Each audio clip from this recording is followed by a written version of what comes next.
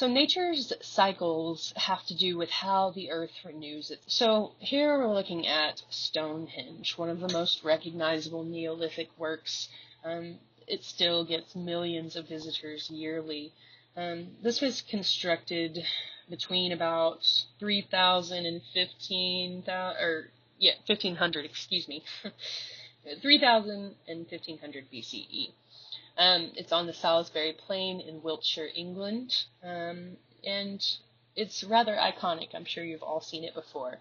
So a henge is simply a circle of something, a circle of stones, posts, maybe simply a built-up sort of embankment of earth in a circle. Um,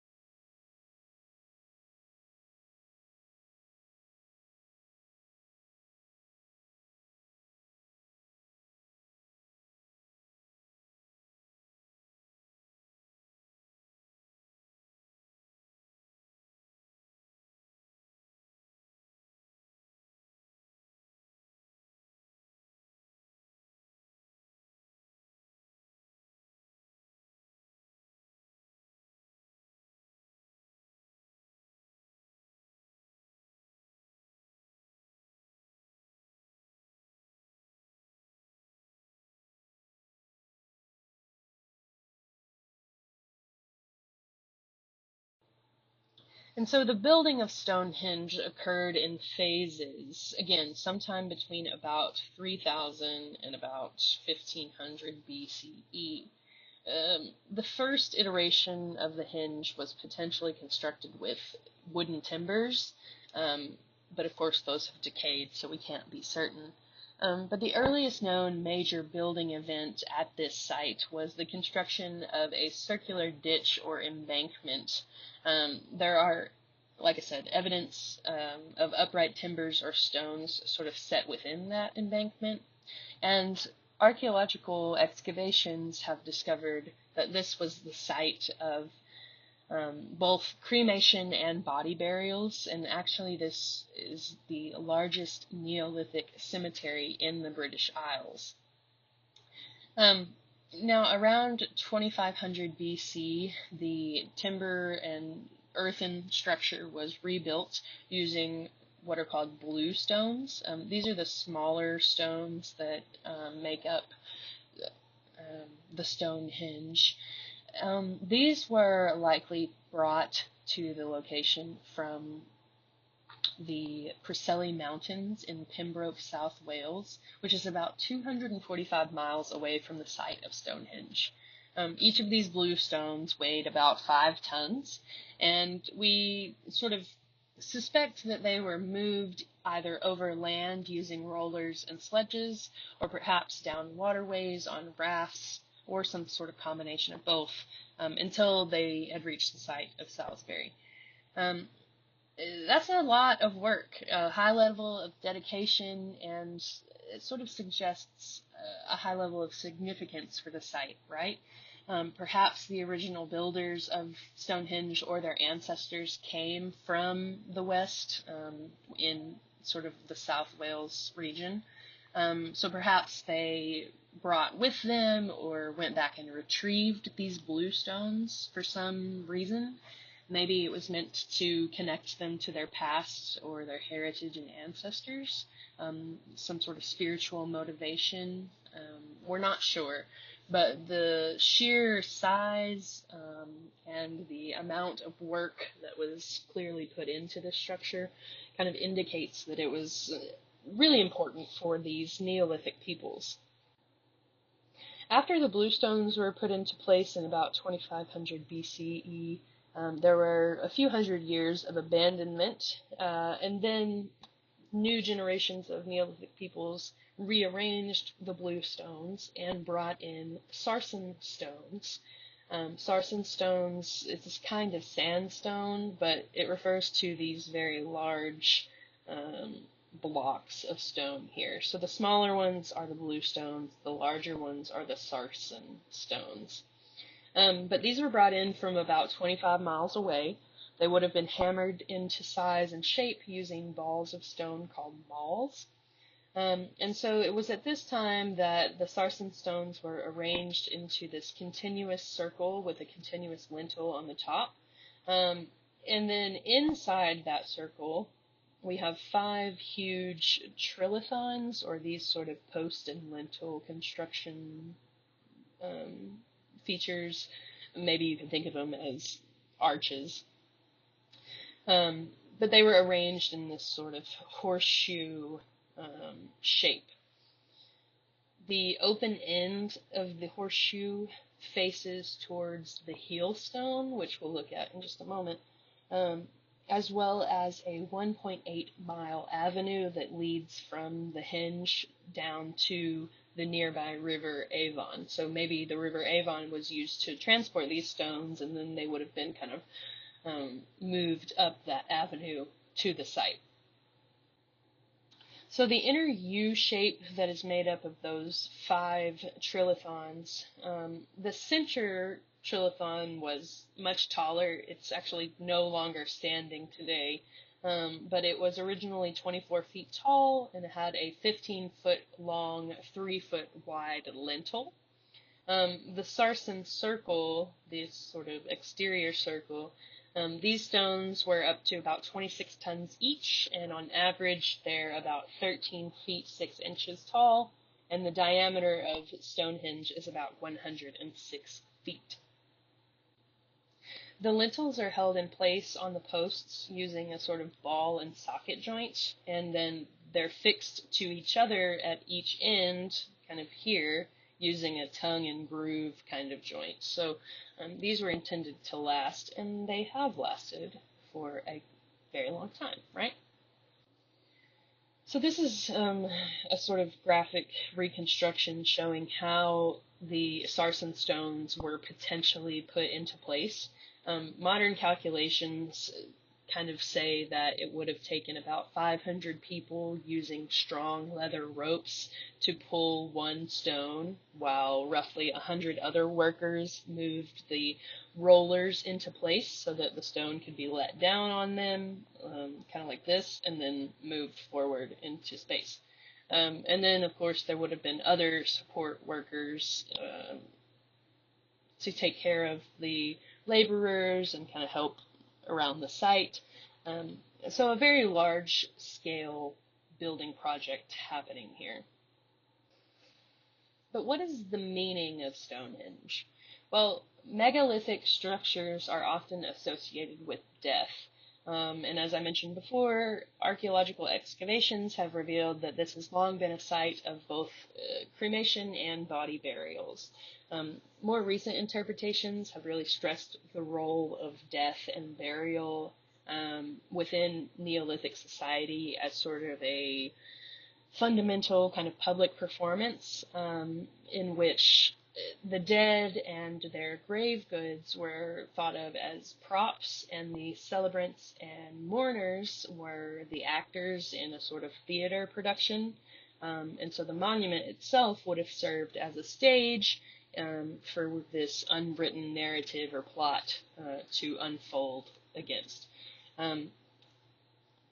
During the Middle Ages, it was thought that Merlin, the sorcerer, built Stonehenge as King Arthur's mage. The site has also been associated with Celtic druids and priests. So there are a lot of ideas and kind of theories surrounding the site. One of the most solid theories is that this has long been sort of a realm of the dead, a location of burials and probably ceremonies associated with them.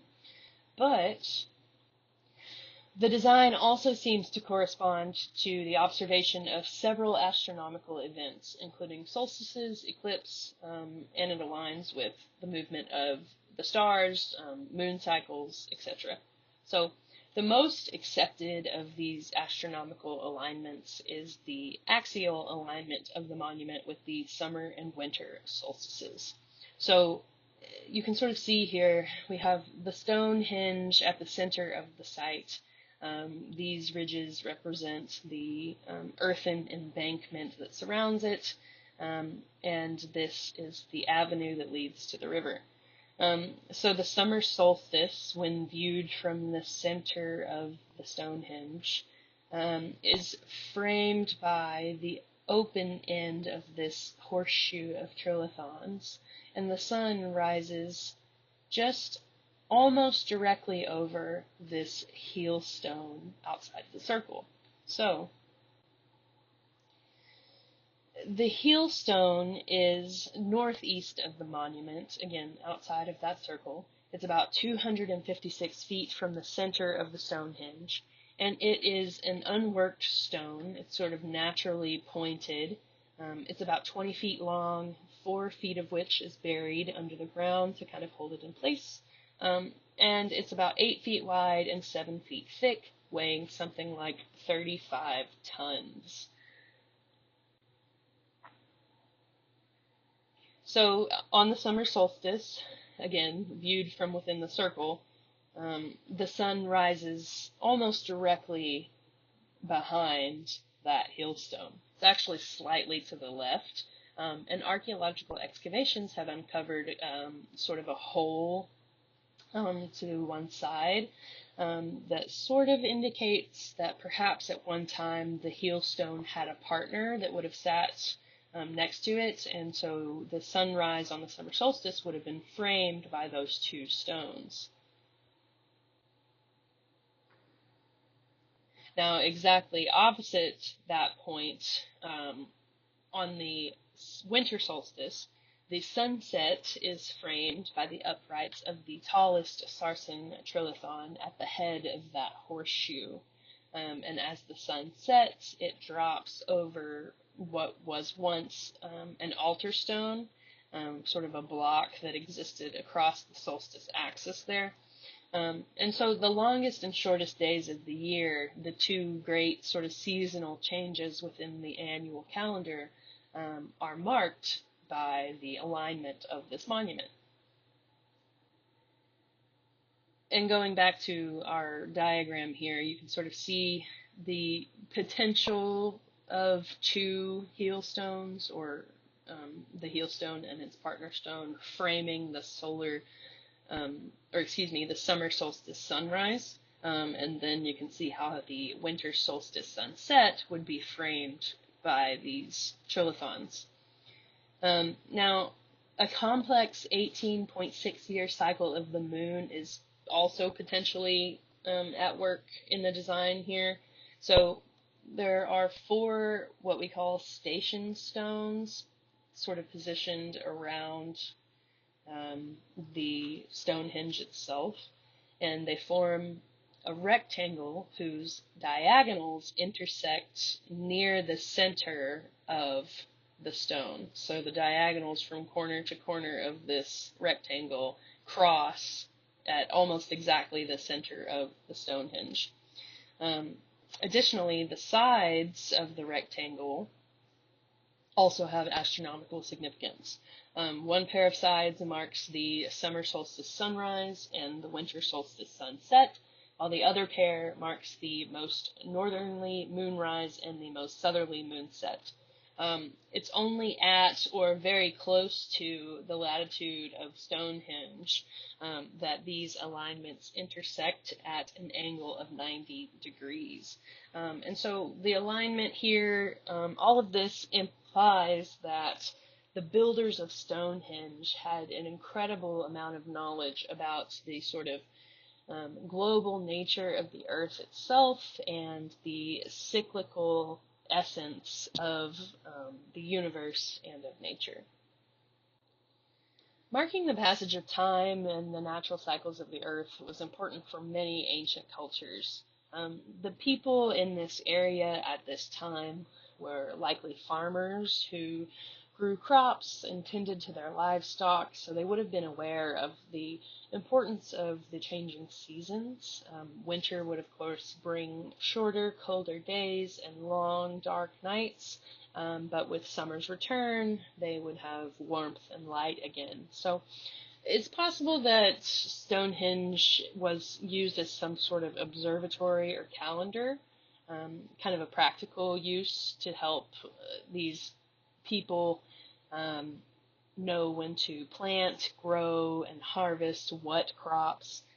But there was also probably a spiritual aspect to this as well. Yes, it did probably indicate agricultural seasons, but also probably important times of the year at which the people would remember the dead or worship some particular solar or lunar deity. Um, Archaeological evidence actually suggests that the midwinter celebrations were more important than the midsummer celebrations at this area, um, which is sort of interesting. Why celebrate and gather at midwinter when the nights are long and the days are cold? Um, the ground is frozen solid, nothing is growing, the sun would have been dim, and the light sort of barely would have scraped above the horizon. Um, but in the position in the sky, that the sun is in at this time really sort of doesn't move very much. Um, and so perhaps the people gathered here to watch the sun set between that great trilithon, and it might have seemed like the sun, or what was considered the giver of light, of warmth, of light, was dying. And then when the seasons began to change and the sun began to move northwards again, it would no longer rise between those two stones, which, even though it's still technically winter, it's still cold and the nights are long, but the sun is beginning to resume its journey towards the north, which is an indicator that summer will return, the cycle of life will continue, so we perhaps are in a period of not necessarily destruction, but perhaps of inactivity. But it will cycle around again to that period of growth and rebirth. So the rebirth of the sun sort of promises another year of life for these Neolithic peoples. There are many ancient monuments that are considered to have astronomical significance. This is Newgrange. This is the best known Irish passage tomb. It dates to about 3200 BC. So it's as old as Stonehenge, though perhaps arguably older since Stonehenge dates from about 3000.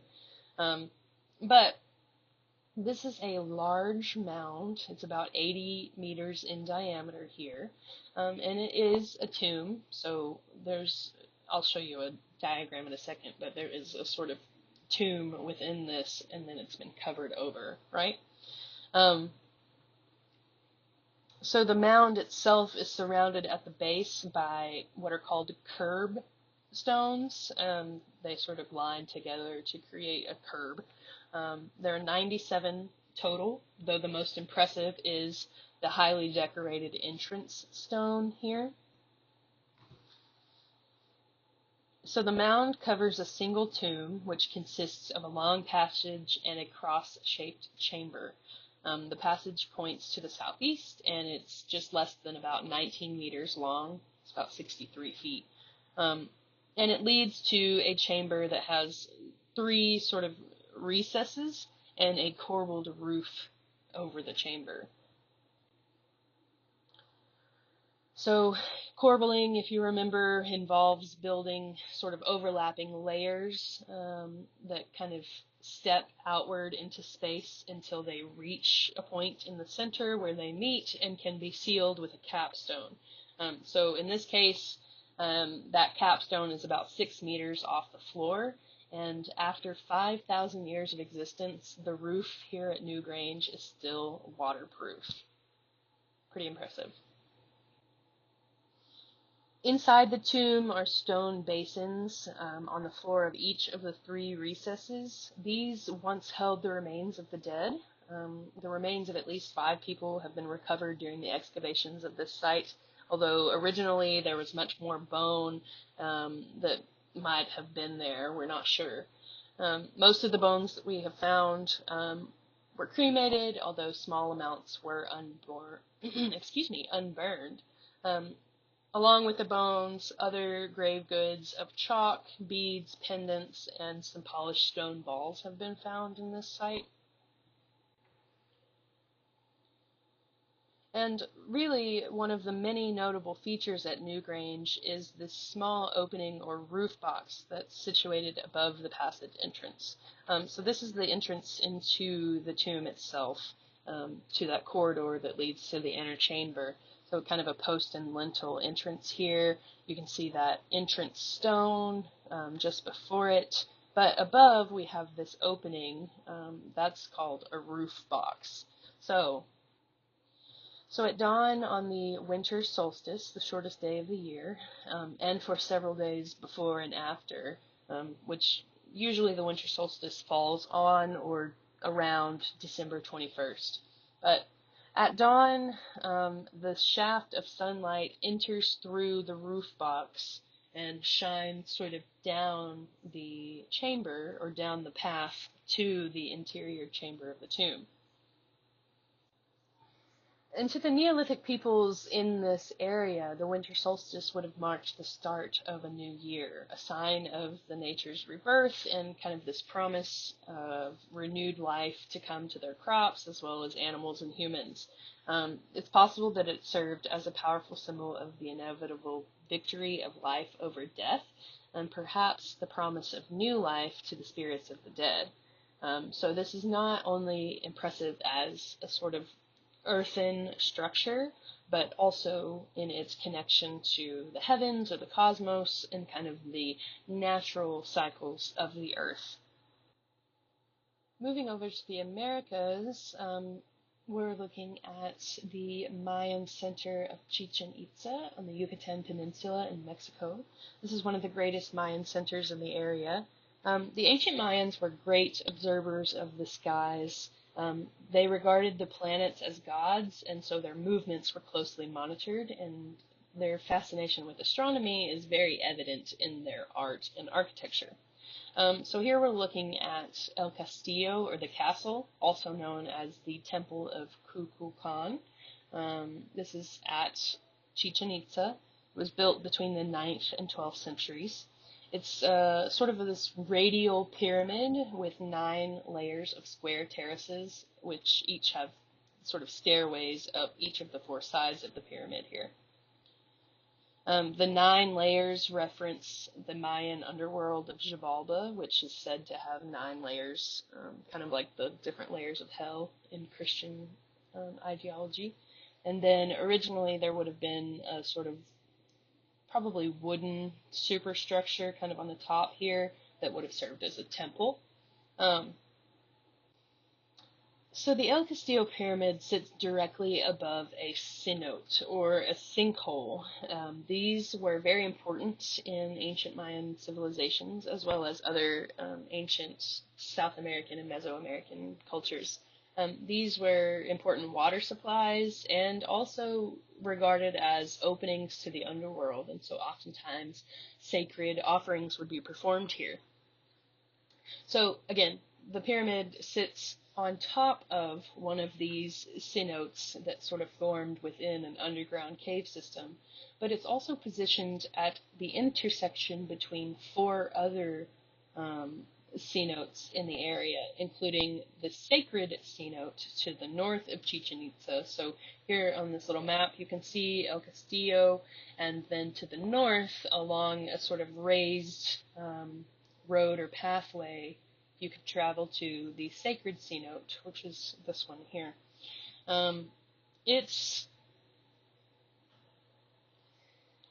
The sinkhole here is from east to west. It has a diameter of 165 feet, and from north to south of 200 feet, and then again connects to that temple of Kukulkan with a 300-meter road.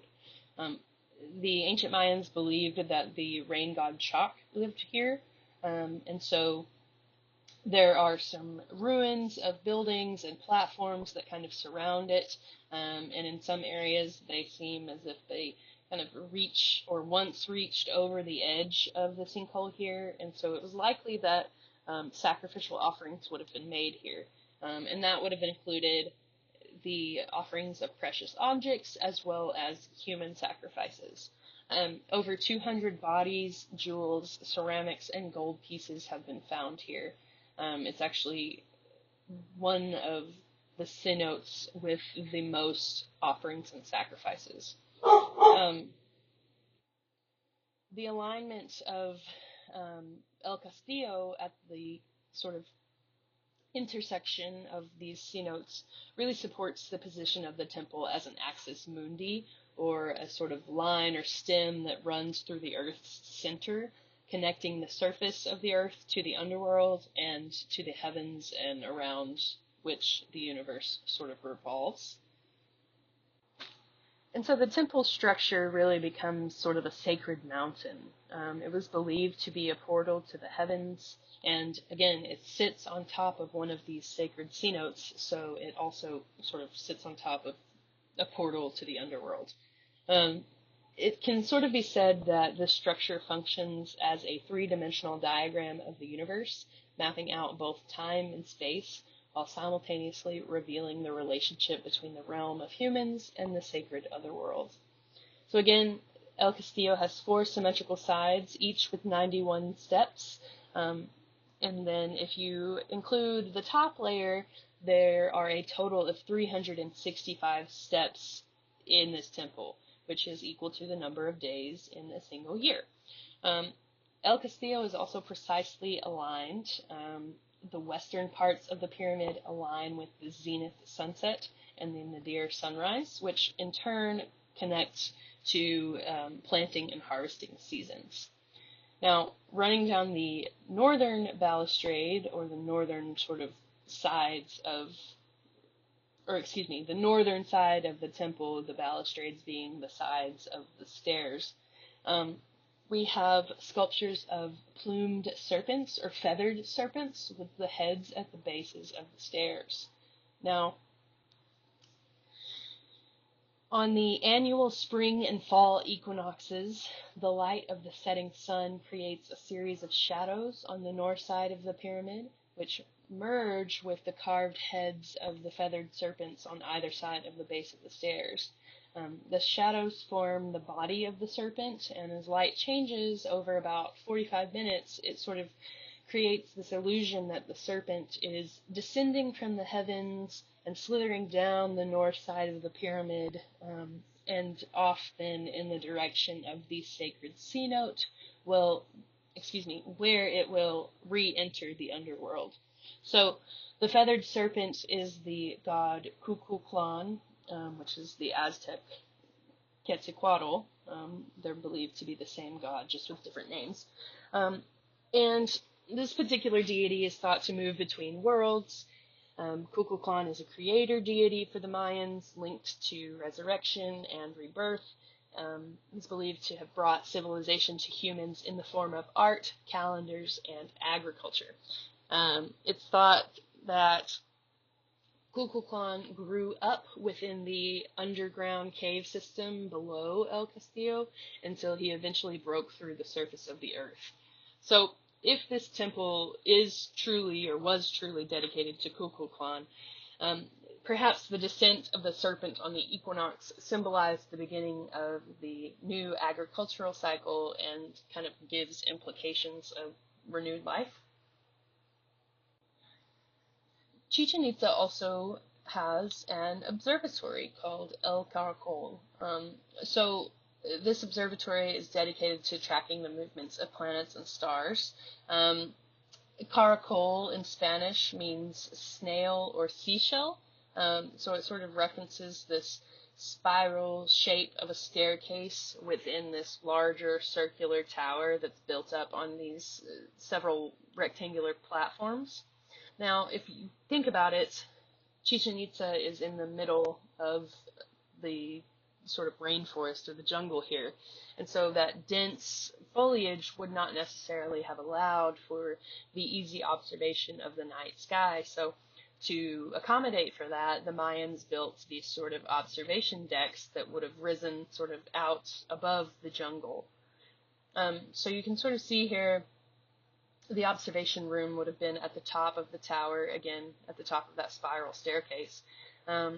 Few of the observatory windows remain. About 3 of them are still intact, but we can tell by those 3 that they face the setting point of Venus. So the windows sort of align with the movements of Venus and mark the sort of northern and southernmost positions in the sky of Venus. So for whatever reason, Venus was probably the most important object or planet in the sky for the Mayans. The third window there marks astronomical south, and then the corners of the base platform align with the sun shadow on the solstice sunrise and sunset. So there are sort of 20 various astronomical events that have been incorporated into the structure here. And again, they would have used the observations of the sky and the observations they would have made from structures like this, used those to sort of predict the opportune times for planting and harvest, but also predict things like times of death or when to go to war. For the Mayans and most other Mesoamerican peoples, flint was considered a sacred material. Flint knives were often used to make sacrifices. Flint struck together causes sparks that make fire, which was at the time considered a sort of supernatural being. And in fact, flint even smells like smoke after it's struck. But perhaps most importantly, Mesoamericans and Mayans specifically believed that flint was created when lightning struck the ground. So there's sort of this connection between heaven and earth that results in flint. Flint is a very fragile material. It's sort of difficult to carve. And so that really sort of speaks to the high level of craftsmanship of these Mayan artists. Eccentric flints are these sort of carved flint sculptures that are often found as offerings in Mayan tombs. And this one in particular incorporates elements of Maya cosmology and their astronomical knowledge as well.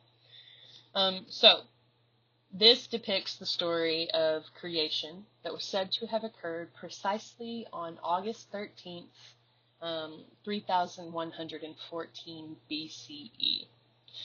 So this flint depicts the first father who was sacrificed after losing a ball game to the lords of death. So this shows first father traveling to the Maya underworld, Xibalba, on the back of a great crocodile. He's accompanied with 5 other lords or attendants. So all of the heads are shown in profile. There are 5 heads total. You can see 3 in a row here, sort of on the back of the great crocodile. The 4th head is upside down and doubles as the front foot of the crocodile. And then the 5th head, which is the biggest, takes the place of the crocodile's tail and sort of faces downward. So the crocodile itself is sort of diving downwards, and the heads on the back kind of lean backwards, and the serrated edge of the bottom is indicative of these sort of rough, forceful waves. Both of these kind of represent the speed of the plunge of the crocodile as it carries its passengers to the underworld. Now, this particular carving depicts the moment in which the great crocodile transforms into a sacred canoe before diving into the rough waters. This signifies the death of First Father, who will rise later and transform into a maize god and become the creator of humans. But this is more than just a storytelling tool. It's more than just an illustration of the creation story. It's also a tool for astronomical observations. So every year on August 13th, you can, or you could, if you had access to it, I suppose, you can hold this flint up, and the 5 heads will align with the 5 brightest stars of the Milky Way galaxy. At midnight, the stars align parallel with the horizon, but then for the next several hours, the galaxy appears to sort of tilt and fall out of the sky, resembling a canoe kind of diving into the water and therefore mimicking the creation story. Then, right before sunrise, the 3 stars of Orion's belt appear, symbolizing for the Maya the three hearthstones of the site of the first father's rebirth.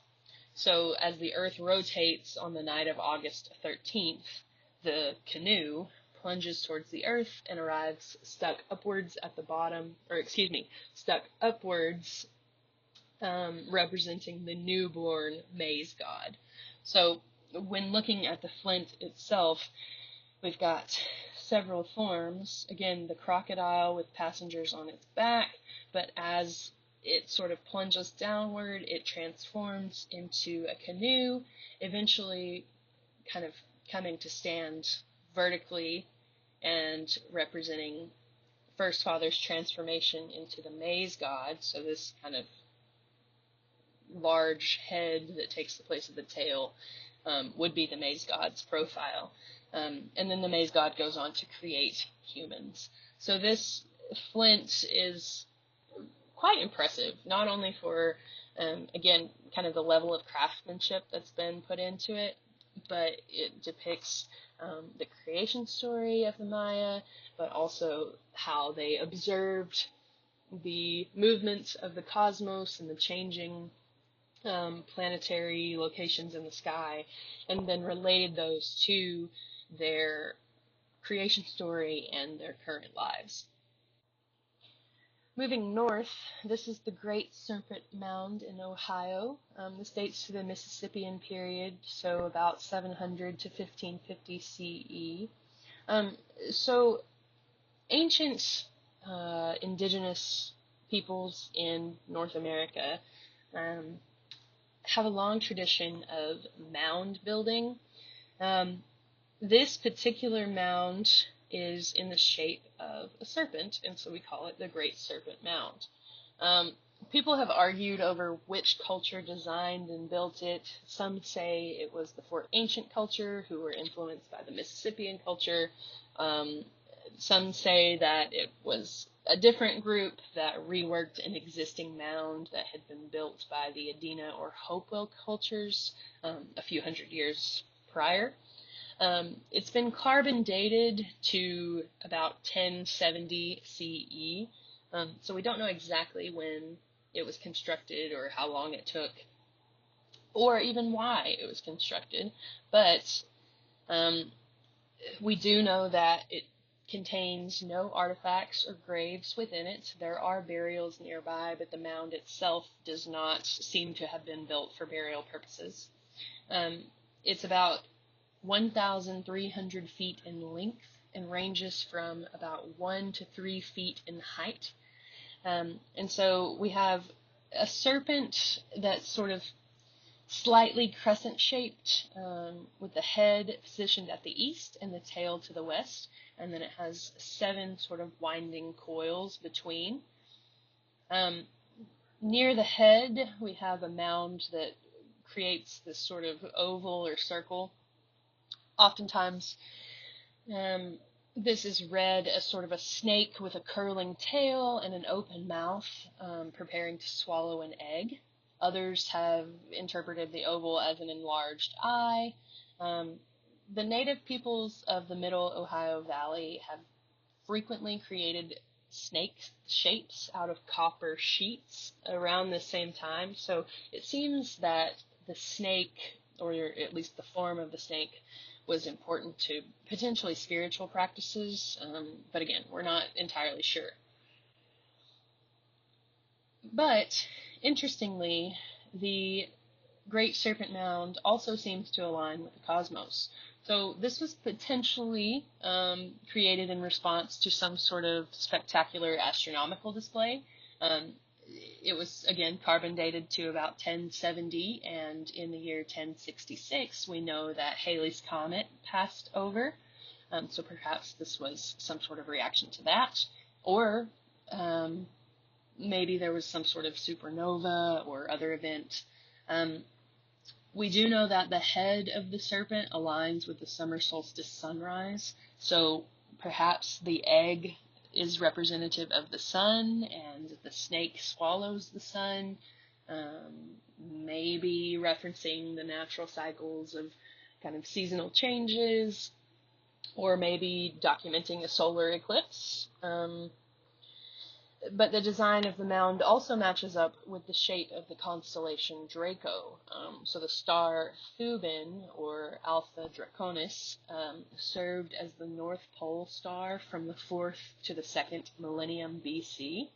And so it lines up with the first curve in the snake's torso from the head, and this alignment sort of suggests a second purpose, or a different purpose, I suppose, for the serpent mound, in that it implies it might have been a kind of compass to help determine true north. But again, the purpose is entirely up for debate because we actually know very little about this mound and its creation. But it's interesting that it aligns with so many astronomical events and kind of the movement of constellations and various things.